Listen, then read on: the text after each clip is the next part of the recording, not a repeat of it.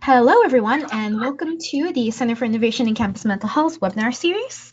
So, as usual, we're just going to take a few minutes for people to populate our list before we get started.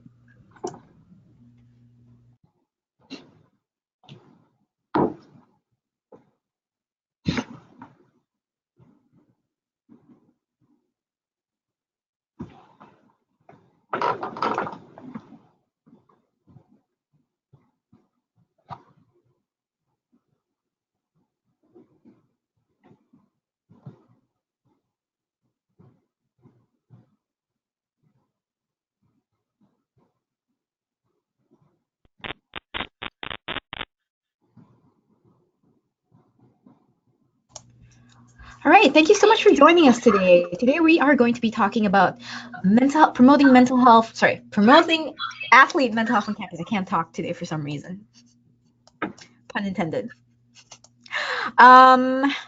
So just a couple of housekeeping things before we get started. Participants are on mute while we are on the call. You are on listen-only mode. We will be taking questions at the end of the webinar, so feel free to type in your questions using the question function on the menu. And we're going to start taking them up around 1:50 or so. The webinar is being recorded and is going to be made available on our website, and the presentation slides are available to download if you click the handout function. But an email is also going to go out with all of this tomorrow with links to all of that. We do have a short survey at the end of the webinar, so please take a few minutes to complete it as the feedback is really helpful for us. Now I'm just going to introduce myself. My name is Carlin Ng. I am the Research and Knowledge Exchange Coordinator for the Center. Those of you who watch our webinars every month are probably sick of me saying that every single time. And we are joined today by Alex Salome and Lisa Caracado, both from the Canadian Mental Health Association. Thank you so much for being with us today. Thank you, Berlin. We're really excited to be here, and I'm really excited to talk about our sports mental health program talk today. So I was just going to get quickly started with a quick breakdown of what we're going to cover today. Our goal here is to introduce our Talk Today program. It was created by the Canadian Mental Health Association. We're going to show how Talk Today is being implemented on 2 campuses in Ontario currently. We're going to talk about some of the lessons we've learned implementing a sports mental health program with athletes, as well as the reception we've received from athletes.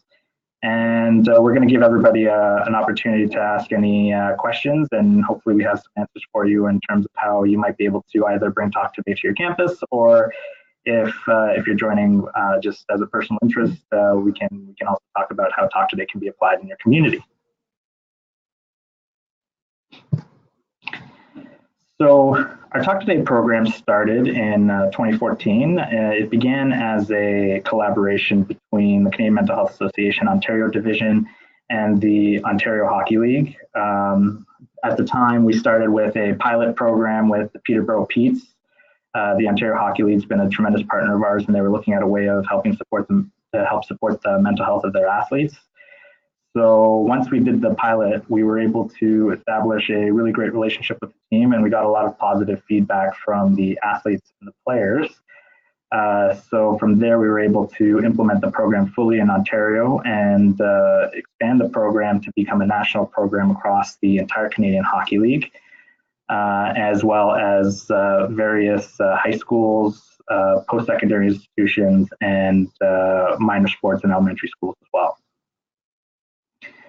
The main goal with the Talk Today program is to create a safe environment for players and anyone linked to the team to feel comfortable talking about their mental health. With Bell Let's Talk Day yesterday, this is a timely presentation because a lot of the program is about raising awareness as well as helping to support athletes, and we want to create an environment where athletes feel like they don't have to avoid talking about their mental health. We're trying to draw a distinction between mental health and mental toughness. It's something that if you've heard Coach Mike Babcock of the Toronto Maple Leafs speak, it's something he heavily emphasizes, that there is a big difference between someone's mental health and mental toughness on and off the ice. So a quick breakdown of how the program has worked. It is a mental health promotion and suicide prevention program. It's available nationwide. We have more than 44 CMHA branches that are currently engaged in the program, as well as 10 community partners serving 100 plus sports teams. Those sports teams again include every team in the Canadian Hockey League, as well as various teams across the Northern Ontario Junior Hockey League, the British Columbia Hockey League, 4 universities and colleges, and high schools and elementary schools as well.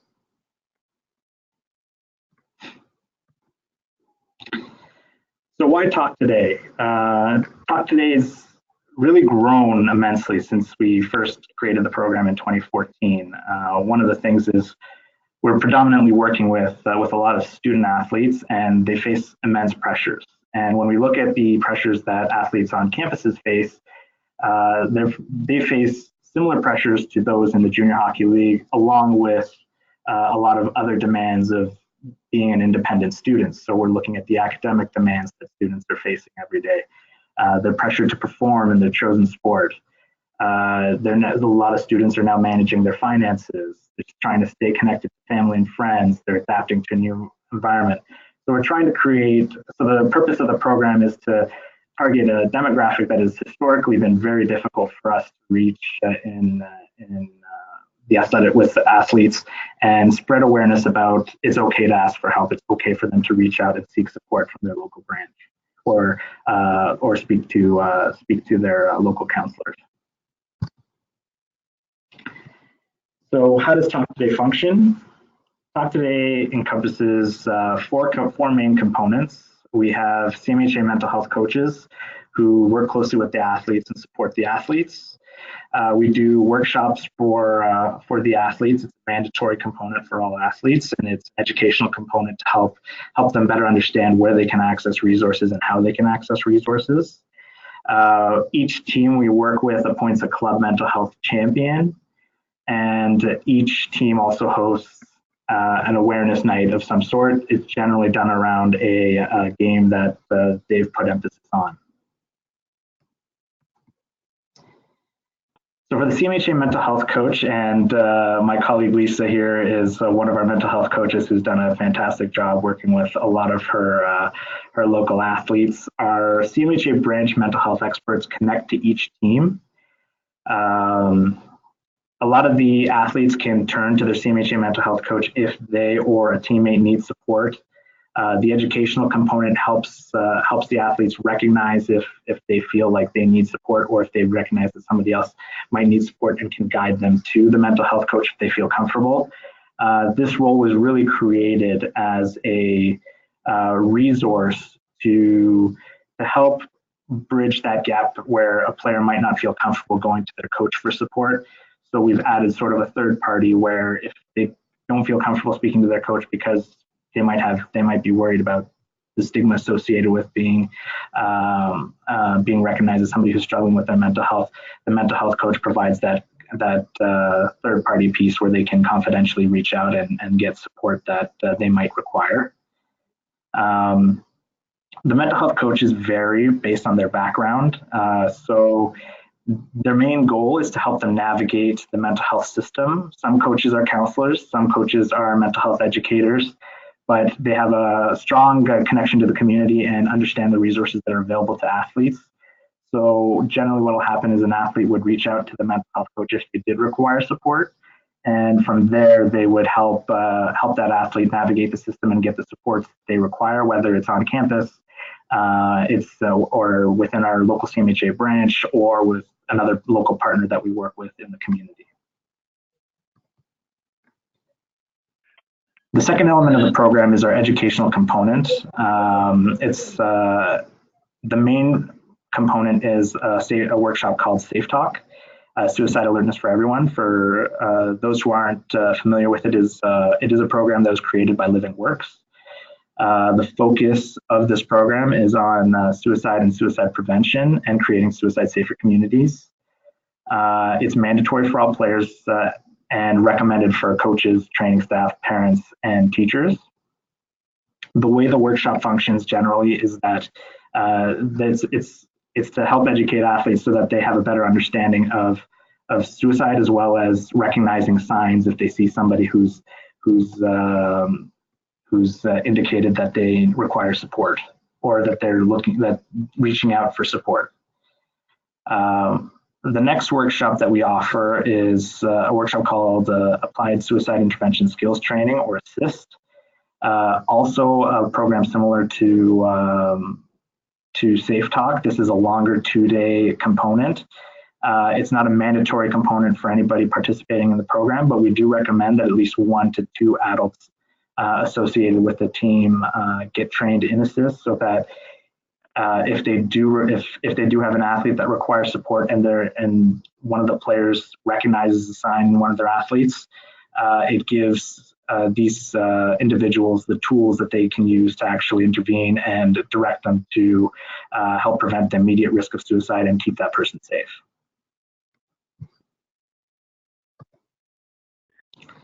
Through our workshop component, we've actually had more than 3,400 participants trained in Safe Talk training across the country, various different sports and various different backgrounds, and we've been able to really reach a lot of young athletes, generally between the age ranges of 15 to 24. Over 2,800 of those 3,400 are athletes. We've also had more than 200 coaches, 300 billets and parents, and 100 front office staff participate in the program. The third component is our club mental health champions. These, again, are a main contact for our mental health coach. They help with scheduling and logistics. They're generally somebody who players would feel comfortable reaching out to.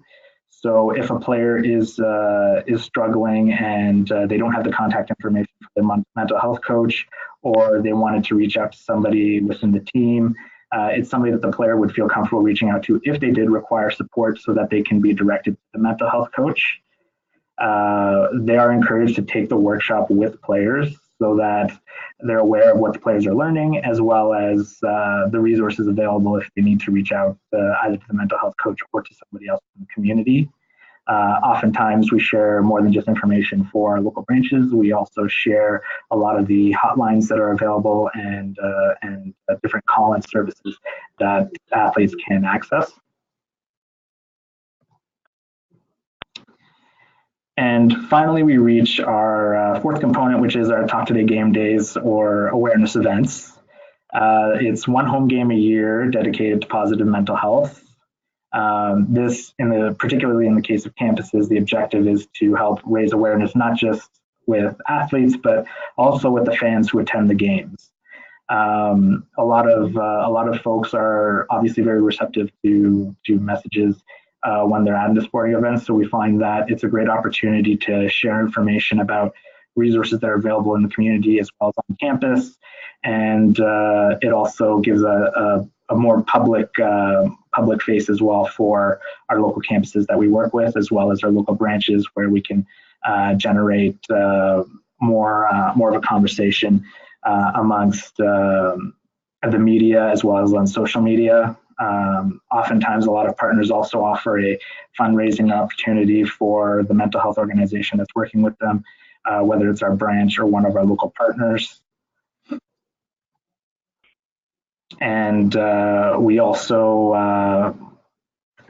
do a tremendous amount of work promoting the program through traditional media as well for those game days.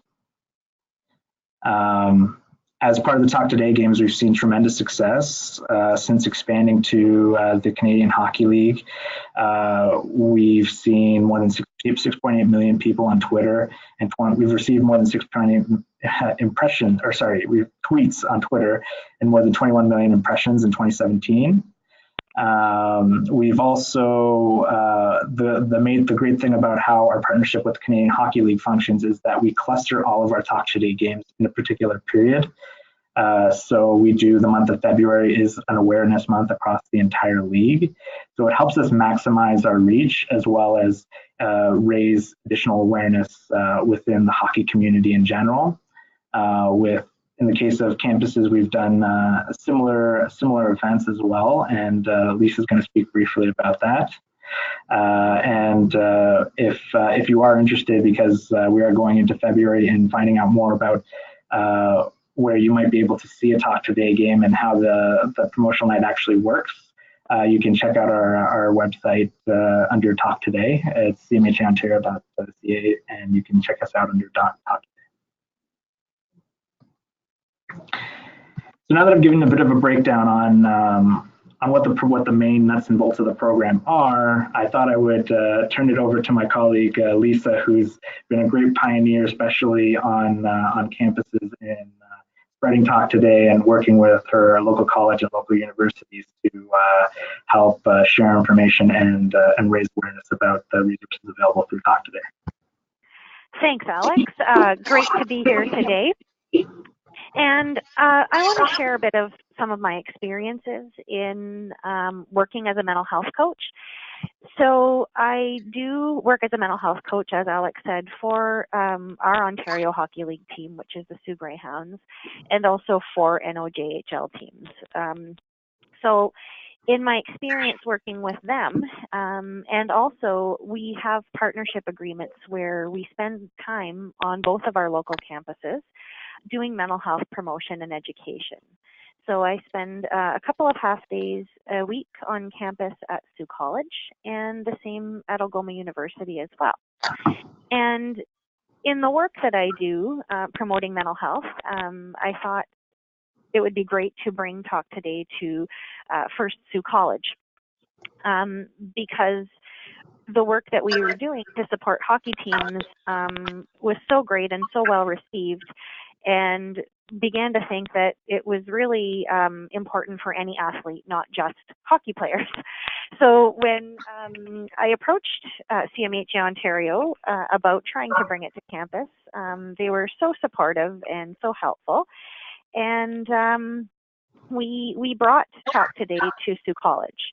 And Sioux College really is a leader in providing mental health supports to their students.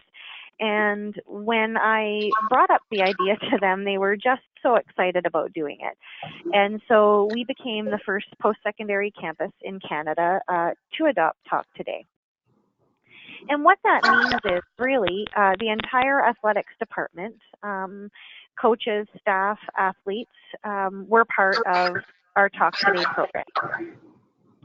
So we met with all of the teams and did training sessions with them, explained that they had mental health coach support. They received our Safe Talk training. Our athletics department, both the athletics officer as well as athletics director, became our mental health champions and really worked diligently to help us schedule all the trainings and plan our event. And so the first year we did it, we were quite successful. We trained every player, coach, and staff for every athletic program at Sioux College. And we had a Talk Today event, which was a Sioux College Cougars women's and men's basketball team. We had an awareness event where we handed out Talk Today t-shirts, and we provided information about our Sault Ste. Marie branch and all the supports on campus at Sioux College. And they donated the gate fees to our agency. So it was really quite successful. We had lots of people come and lots of interactions, and it worked out quite well, the game day.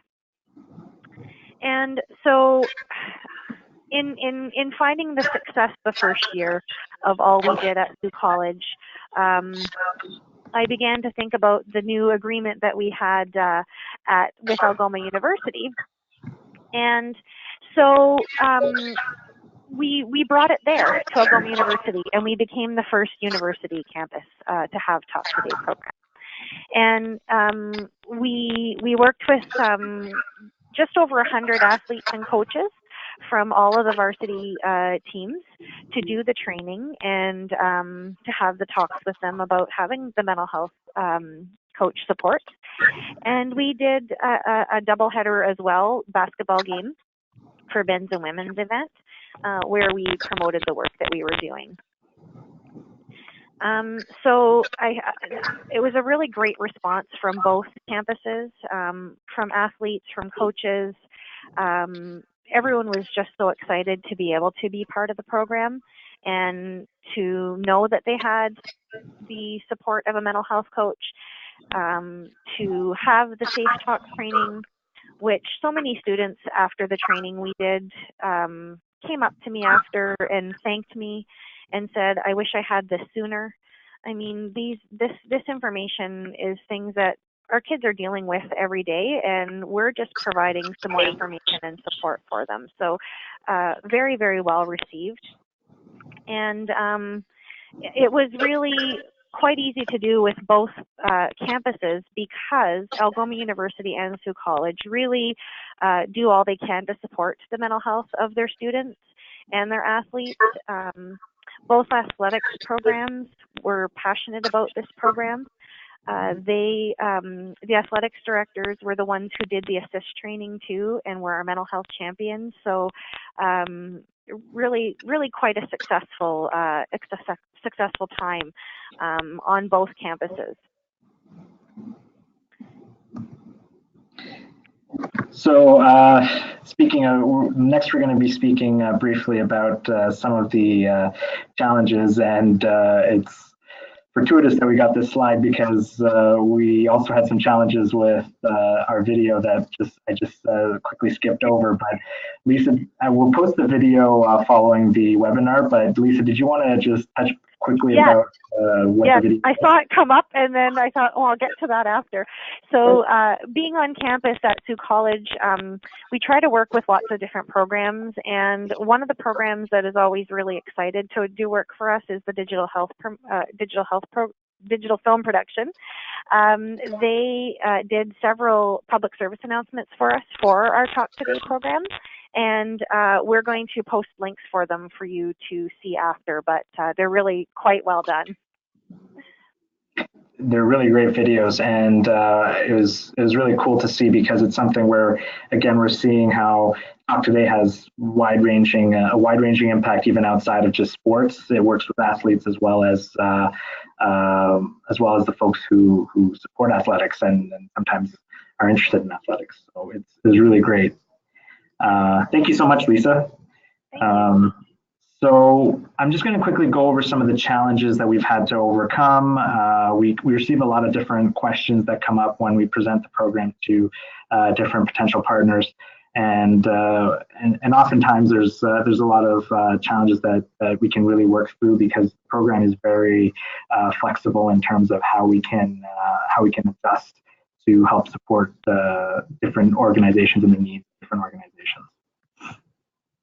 So one of the challenges that we hear fairly often is the time commitment associated with Talk Today and with the Safe Talk training for athletes, because as many people know, athletes have a very busy schedule, especially student athletes who have to balance the work that they do both in the arenas, on fields, and on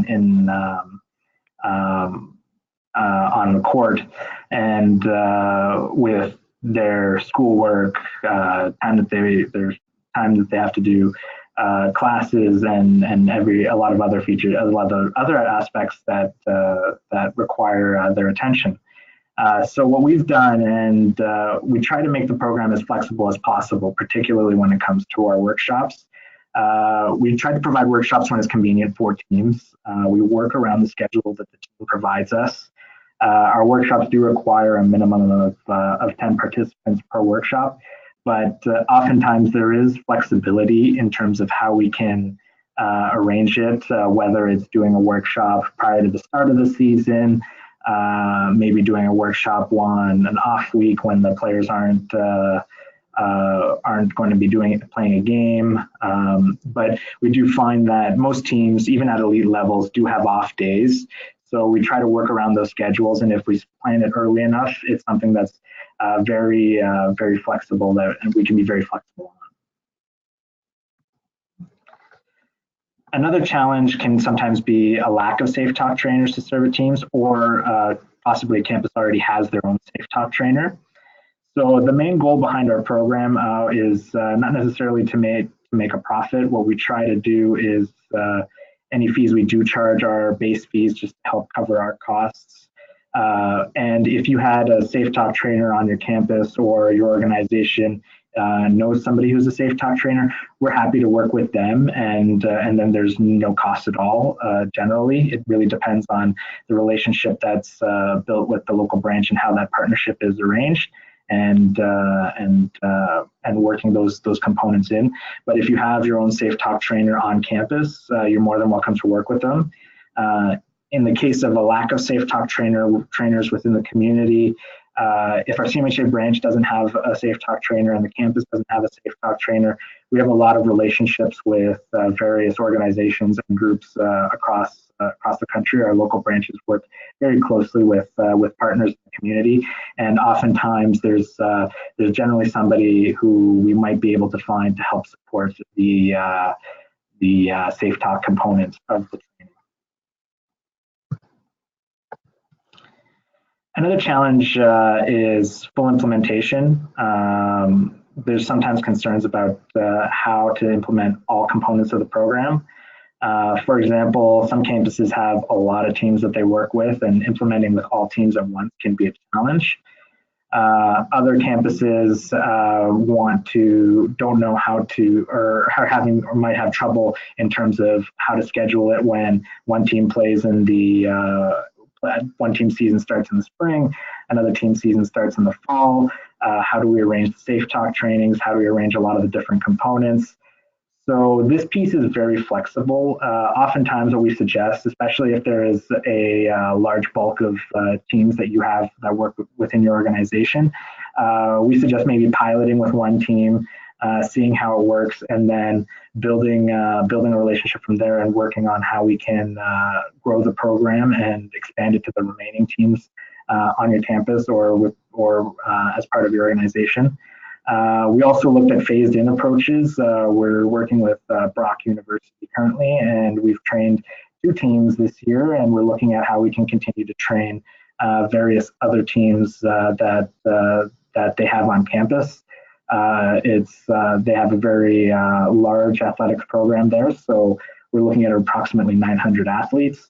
So it's something that we're regularly working on to try and help promote the program, but also grow the program within the institution that we're working with.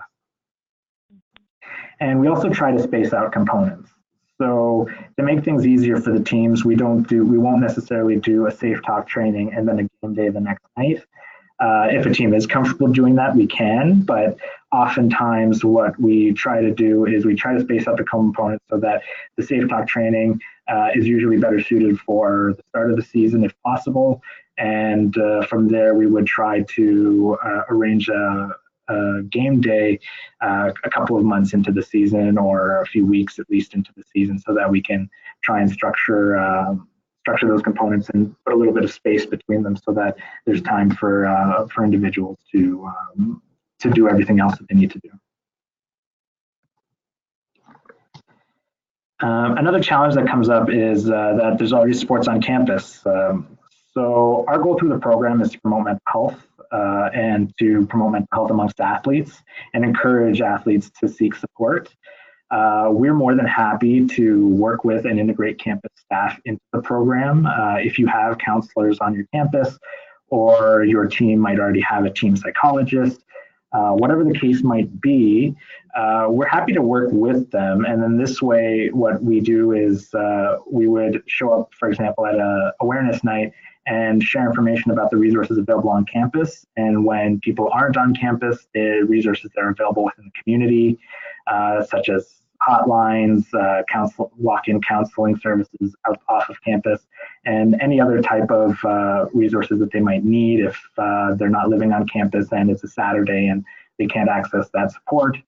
And then we also share information about everything that's available on campus. And we always recommend that if there are counselors on site or there is a mental health resource within the campus, that they attend the game days and work with our local branch to help share that information. It's also encouraged that if they wanted to take on that role, for example, of a mental health coach, we would just work in more of a advisory capacity with the mental health coach, and that mental health coach can work closely with the teams, and we would help relay information to them if anything comes up, or they would be more than or we would be more than willing to help out anytime they direct somebody for support from us as well.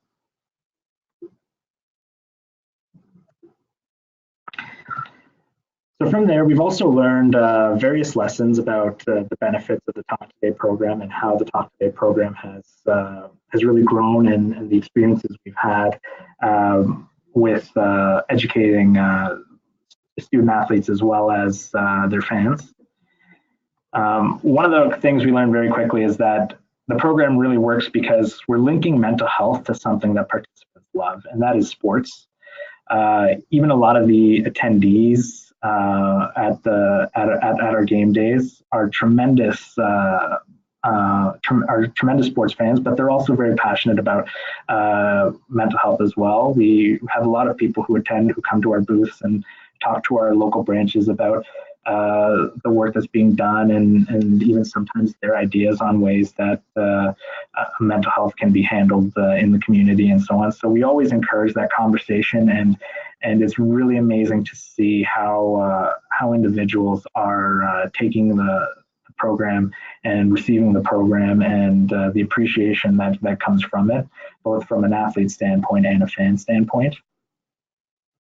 Many CMHA branches are eager to expand the Talk Today program. So when it comes to interest in Talk Today, it's a rapidly growing program for us. And a lot of our experiences, we're finding that there's a tremendous amount of passion from folks within, especially small communities, who want to work with us and help support their local athletes, whether they're a minor hockey team, and we're doing a mental wellness course for a mental wellness presentation for 8 and 10-year-olds, or if it's some high level hockey like the Junior Hockey League, or the Canadian Hockey League, where we're working with athletes who are looking at careers in the NHL, and even campuses where we're looking at athletes who have aspirations to be in the Olympics one day. So we're able to reach a lot of diverse groups of athletes that, as I mentioned earlier, historically we've had a lot of challenges reaching. We've also found that athletes really want to be mental health champions in their community. The picture in the presentation is of Garrett McFadden, who's been a tremendous advocate for mental health within his community. He was a captain of the Guelph Storm. He's since gone on from the OHL to a post-secondary institution, but he's a passionate supporter. He created his own movement called McFadden's Movement, and he would work with his local team to help encourage athletes encourage fans to speak about mental health. And he also did a tremendous amount of fundraising for our local branch, and as well as other community organizations that focus on mental health and mental health awareness. So the relationship our branches have built, it's really amazing, and a lot of our folks work very closely with a lot of different teams, and a lot of athletes approach them looking for opportunities to volunteer or help support mental health. So implementing Talk Today on campus. We have 30 Canadian Mental Health Association branches across Ontario, many of whom already are participating in the Talk Today program, and those who don't have a team that they're working with currently are eager to collaborate and work with either a campus or a local team that supports that wants to support the mental health of players. We're very eager. Our folks are very eager to partner and work with you. We have branches in every college community. The great thing about our focus is that it is community-based. So a lot of the people you'd be working with are local to your community. And our folks are also excited to collaborate. Again, it's just something that I found that when we do approach our branches with a potential opportunity because somebody's reached out. Oftentimes it's how quickly can we get a meeting so that we can work with these guys, because it's a great opportunity. The other piece too is that we've reached a point with the program where it's a plug and play system. We have a lot of resources available, and myself here at CMHA Ontario and my colleagues are always working to improve and advance our resources, as well as create various different resources and tools that our partners and different sporting organizations can use. Some examples we have here from our partnership with the Ontario Hockey League are program manuals and game day guides that outline a lot of the components of the program and different ways to create to build your game day. And we also do other workshop materials, like we've since started to work with coaches as well. As in one case, one of our branches did a presentation to the Western Hockey League's referees.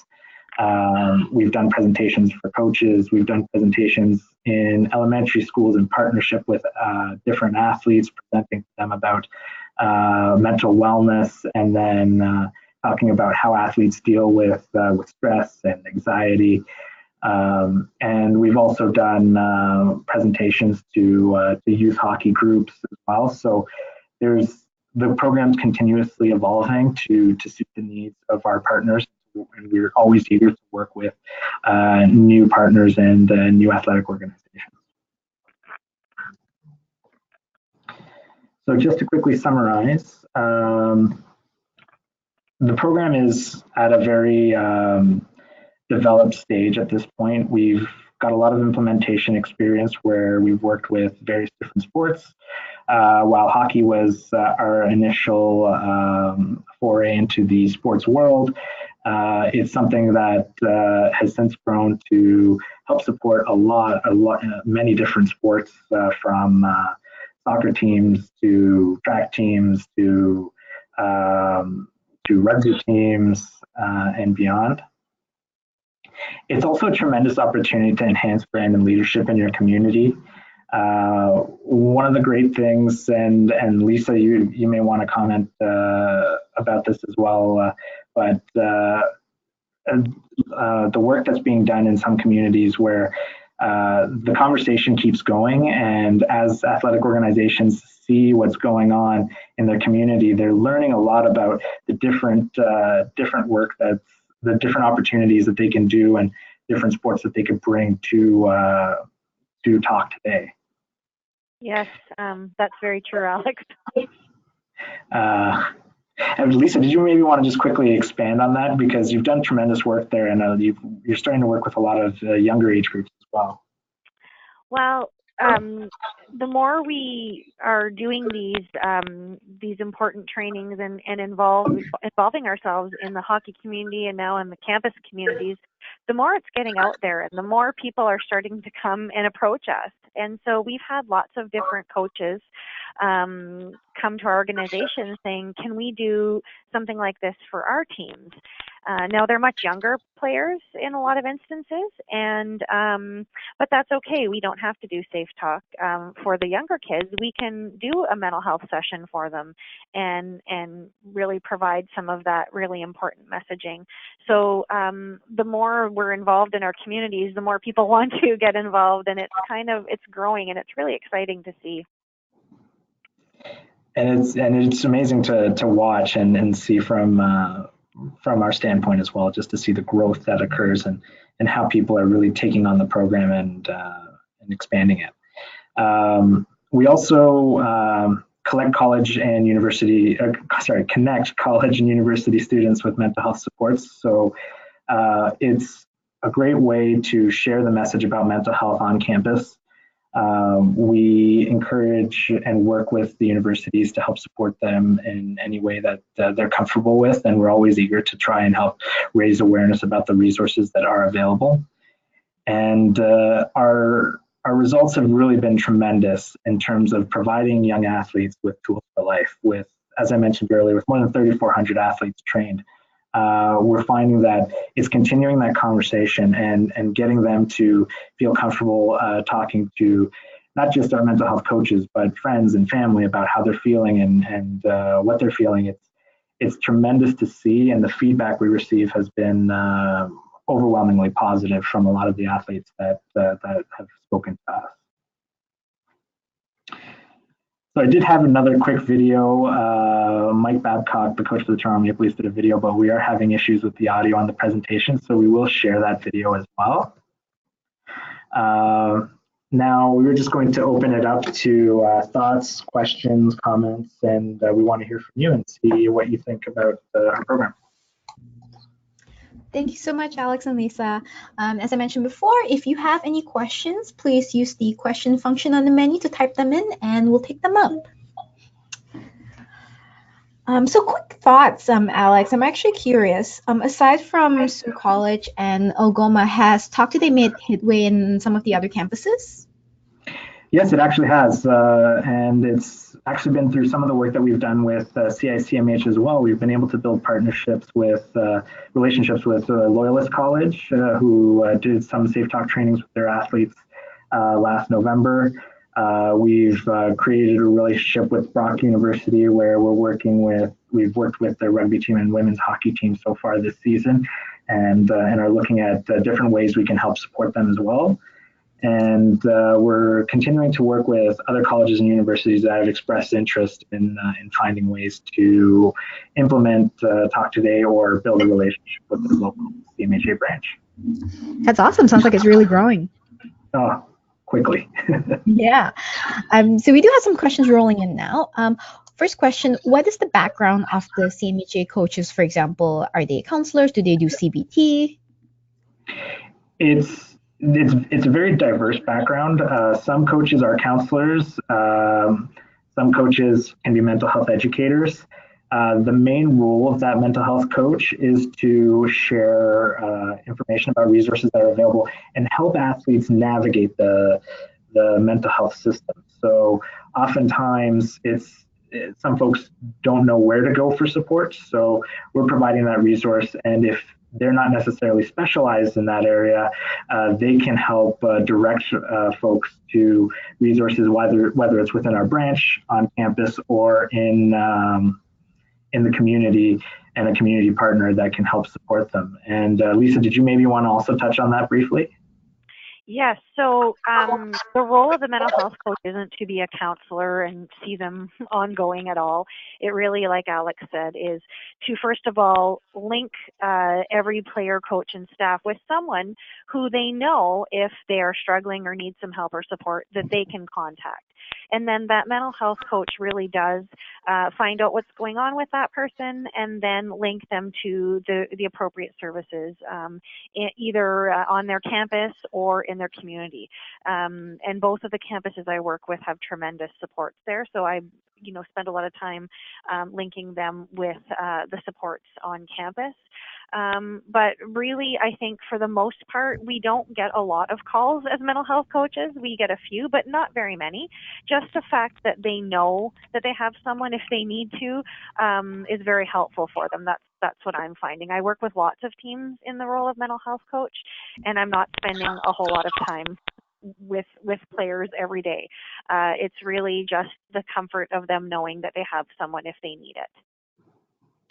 And the role of the mental health coach also, sometimes if something happens within the community, they might reach out to the team just to have a conversation with their local team in case it might be something that can affect one of the players in some way, or affect their mental health. Awesome, thanks guys. Another question, someone's very excited. I see this is offered in Ontario. Do you have an idea of when this will be available in Alberta? Actually, the program is available in Alberta. We work with multiple branches across the West, and we've actually recently created a partnership with the City of St. Albert in Alberta. Our branches work with the Western Hockey League, which is also another junior A hockey league, or junior hockey league underneath the banner of the Canadian Hockey League. And the partnership with the City of St. Albert is actually to provide mental health resources to a lot of the athletes that they have in minor sports. So it's something that our CMHA Edmonton branch has been working with them, and they're actually hosting a game day on February 2nd to recognize mental health. There you go. Next question. Some of the comments we have received from athletes that go through the Safe Talk program is that the scenarios are not always settings that they may encounter in the sports environment, and it focuses on suicide prevention. Is there any plan or capacity to develop workshops that deal with other mental health conditions or other sports-specific scenarios? So we are always looking to develop the Talk Today program. The Safe Talk component is something that has been useful because of the time commitment it places on athletes. We find that something that's 1 hour long isn't really sufficient for a sufficient educational component, especially to help promote and encourage athletes to reach out for support. It's not to say that there's anything wrong with a 1 hour long presentation, but we found that it really kind of hit that sweet spot where coaches and teams can allocate time to get that training, but also it's not too cumbersome where like a 2-day training, for example, like assist, where athletes won't have the time to actually delve deeply into a subject like mental health.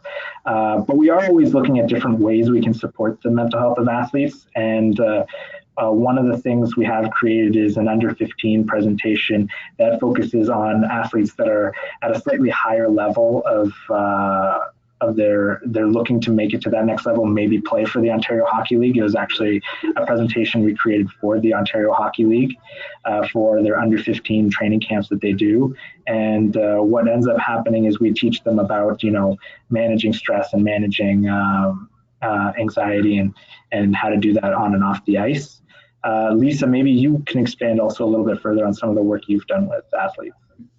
Yeah, so as part of my role as a mental health coach with all the teams I do, I spend some time before we do the Safe Talk talking about mental health in general and the importance of taking care of our mental health and the importance of making it okay to talk about mental health. And most of the time, the coaches who attend the trainings, I ask them to say a few words about the importance of using appropriate language and helping each other out.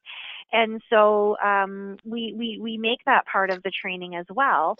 And the other thing I want to say is Safe Talk does focus on helping to recognize what it looks like when someone's having thoughts of suicide. It helps people to be able to feel comfortable to have a conversation with someone and ask them directly and then link them to further supports. But anyone that I have delivered Safe Talk to really says that it has helped give them permission to be able to care about people and ask questions. So while the focus is on suicide prevention, it really does teach people how to have caring conversations and how to link them with supports. And it encourages people to recognize that we all have struggles sometimes, and we're okay to connect you to help, that it's okay to reach out. So I find a lot of positive feedback, especially from athletes when I do Safe Talk. Some of the best trainings that I have done have been with my athletes. So I find that most of them are pretty open to it.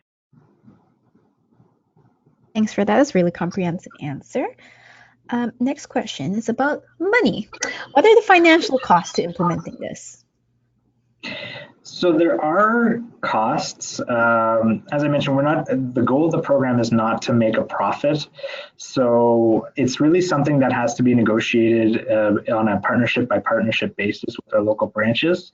Oftentimes it's usually a cost that helps cover their costs, because when they do have to do the Safe Talk training, they have to purchase, for example, books from Living Works to hand out to students.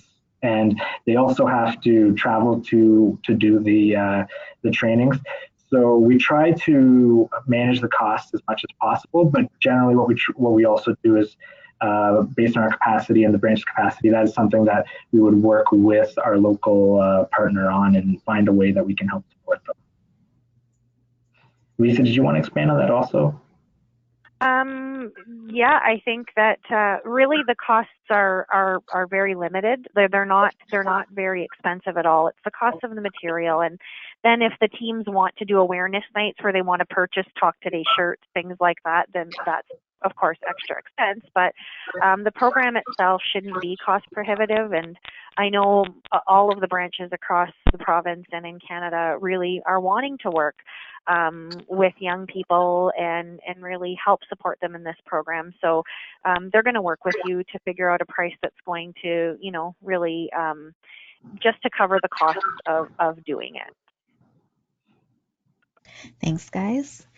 Our next question is, would you recommend that a student athlete be a champion? Oftentimes we say not to suggest that an athlete be a mental health champion. It's not to say that you can't have multiple mental health champions, but just to ensure that it's that the athletes feel comfortable reaching out to the person, we try to suggest that it's somebody, an adult associated with the team, that is around the players often enough that they might feel comfortable reaching out to them for support. But in the past we have had teams that have had a couple of mental health champions, and sometimes they would have a player who's a mental health champion and plays more of a role in terms of promoting mental health within the community. But oftentimes it is an adult associated with the team. It could be a coach, but it could also be somebody on staff, like a trainer or something like that. Thanks, Alex. And now we have actually a couple of questions asking, how do we contact you directly to go about starting a partnership to implement the Talk Today program? I will switch to the next slide. Sorry. My contact information is right down here. So if you are interested, you can feel free to reach out. Generally the process for this, what I would do is you would indicate to me that you're interested in the Talk Today program.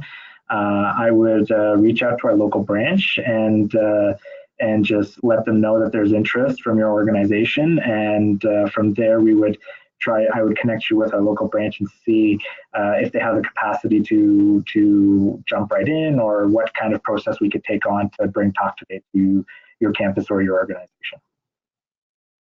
And just to add, Alex, too, if you are a campus that is looking to start the process and you want any kind of first-hand knowledge or ideas or suggestions, that's why my name's up there. Happy to help anyone who's interested in learning more. That's amazing. Go team. And I think that about wraps it up for today, because that seems to be the last of the questions. Alex and Lisa, did you have anything else that you wanted to add? Any final thoughts about Talk Today? Not really, no. I want to thank you for the opportunity, and I hope everybody learned something. And if you have any questions or comments, feel free to let us know. Yes, thank you for the opportunity. And I just want to say I can't say enough about CMHA Ontario, the support that they give, the excitement that they have, the passion for really wanting to get Talk Today out there. So they're eager and ready and make it very easy to bring this to your campus. So call them, because they're happy to help. Thanks, Lisa. Actually, sorry, I lied. We do have one last question that just snuck in. It says, we are hosting a Talk Today event. Do you have any advice? It really depends on the sport, but there's a lot of different things you can do. Generally, Volleyball. Sorry? Volleyball. Volleyball. So what we suggest is if there is time and space or time to do some sort of promotional piece, I definitely suggest doing a social media component where we can encourage folks in the who are attending the event to tweet out and post on Facebook and Instagram about the event. And if you wanted to create a video with your local branch, I'm sure there's opportunities there that they'd be happy to work with you on, as well as various other promotional items. So we can always look at different ways to help promote game day. Lisa, did you have any suggestions? You do a lot of cool stuff. I think the social media component is so important, and you'd be amazed who you engage in your social media. Just an example, when we were doing our Talk Today announcement, Claire Hughes, who's a Canadian Olympian, tweeted about how happy she was that we were doing that. So when you start using social media as a way to promote what you're doing, it might call in other athletes and other people to kind of call attention to that. So important to let people know what you're doing. And use the game day guides. They're available, and there's lots of great ideas, all that kind of stuff. It's use the guides. They're very helpful. All right, then. So that actually wraps it up. So thank you so much, guys, for sharing your program and for being here with us today. Thank you. All right, and for everyone else who is watching, our next webinar is going to be on February 28th, and that's going to be on gambling and gaming amongst college and university students. It's going to provide an overview of gaming behavior and its harms and its relationship to other mental health conditions. So please check our website for the registration link, and that is also going to be going out in the follow-up email that I'm going to send tomorrow with presentation slides for today. So thank you everyone for attending, and thanks again, Alex and Lisa. Thank you.